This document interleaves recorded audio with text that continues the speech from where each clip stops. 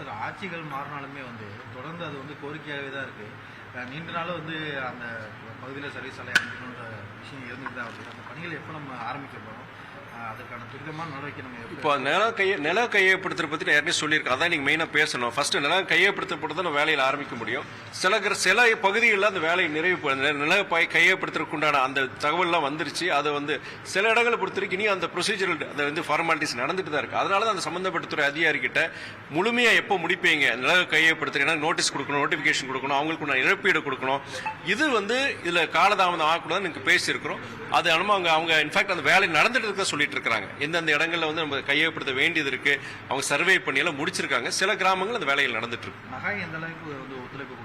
நகாய் பொறுத்த வரைக்கும் என்னன்னா, அவங்க இதுல அவங்க வேல்யூவேஷன்ல அவங்க தான் கொடுக்கணும். அவங்க எவ்வளவு இப்போ சில இடங்களில் கட்டடங்கள் இருக்கலாம், சில இடங்களுக்கு நிலத்தை கையப்படுத்துறோம், அந்த வேல்யூவேஷன் அவங்க தான் கொடுக்கணும். அந்த வேல்யூவேஷன் கொடுக்கறது அதான் நாங்க பேசணும்.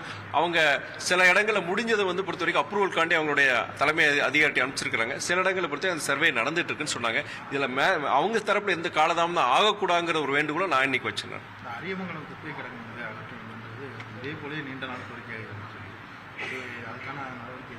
அந்த அரியமங்கலம் குப்பை கிடங்கை பொறுத்த வரைக்கும் அது சயின்டிஃபிக்காக அது பயோமைனிங் பண்ணிட்டு பண்ணணும்னு சொன்னாங்க. போன டிஷா மீட்டிங்கில் இது நான் பேசுனாங்க.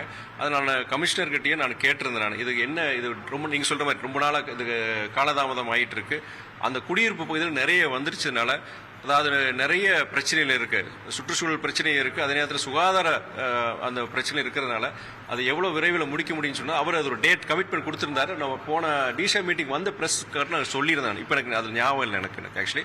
பட் அதுக்கு இம்மீடியட்டா அவர் கமிஷனர் சொல்லியிருந்தார், இனியும் காலதாமதம் இல்லாமல் அதை நம்ம ப்ரொசீட் பண்ணோம், நாங்கள் பண்ணிட்டு இருக்கிறதுக்கு சொன்னார் அவர்.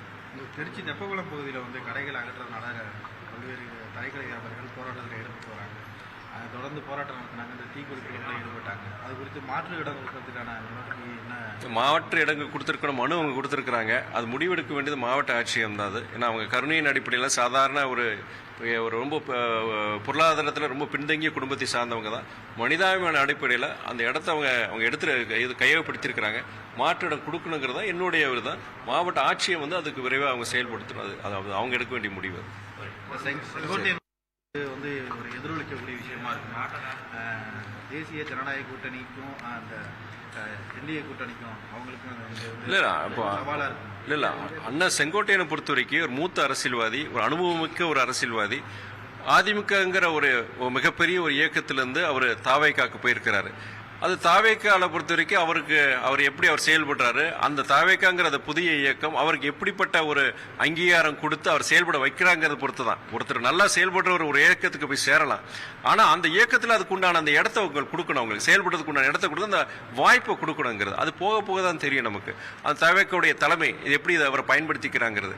ஒரு நல்ல சிறப்பாக செயல்படுறவர் அங்க இன்னொரு இயக்கத்துக்கு போனா அந்த இயக்கத்தில் அவர் எப்படி பயன்படுத்துறது பொறுத்து தான் நம்ம சொல்ல முடியும். நம்ம அது அந்த இயக்கத்துடையதான். நீங்க அந்த இயக்க தலைமை கிட்ட தான் நீங்க கேட்கணும். நீங்க அந்த இயக்கத்துல சேர்ந்தாலுமே கூட முன்னாள் முதலமைச்சர் ஜெயலலிதா படத்தை நான் பாக்கெட்ல வச்சிருக்கிறது ஜனநாயக உரிமை அப்படின்னு சொல்லியிருக்காரு.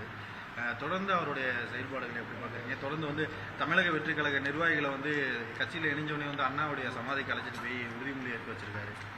நீங்க அதாவது பேரறிஞர் அண்ணா பொறுத்த வரைக்கும் அரசியல் இயக்கங்களுக்கு அப்பாற்பட்டு தமிழ்நாட்டுக்காண்டி தமிழ் மக்களுக்காண்டி உழைச்சவர். இன்னைக்கு பெரியார் தந்தை பெரியார் சரி, அறிஞர் அண்ணா இல்லைன்னா இன்னைக்கு தமிழ்நாடு கிடையாது.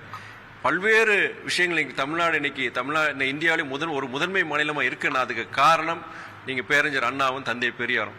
அது விஷயமா நீங்க அவர் இப்போ அந்த இயக்கத்தில் சேர்ந்திருக்கிறார். நீங்க அண்ணா செங்கோட்டை அந்த இயக்கத்தில் சேர்ந்திருக்கிறாரு. அவர் அங்க அந்த பேரறிஞர் அண்ணாவுடைய இதெல்லாம் சொல்லி அவர் அது பண்றது அவர் நல்ல விஷயமா நான் பாக்குறேன். நல்ல விஷயமா பாக்குறேன் நான். அது ஏன் நம்ம இந்த கட்சியிலிருந்து இந்த கட்சிக்கு போனா அண்ணா இதை சொல்லக்கூடாதுன்னு ஒன்றும் கிடையாது. தமிழ்நாடு இருக்கும்போது எல்லாரும் அண்ணாவை சொல்லிதான் ஆகணும். அது அண்ணா சொல்லாம தமிழ்நாடு கிடையாது.